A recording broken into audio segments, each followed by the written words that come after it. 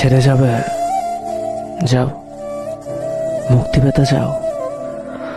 ওকে, সেটাও দিলাম, কিন্তু অনুরোধ একটাই, ছেড়ে যাওয়ার জন্য কোনো অজুহাত দেখিও না।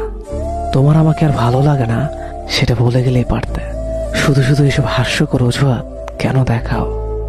তুমি আমার বদনাম করবে, করো, তাতে একটু খোঁত রেখো না।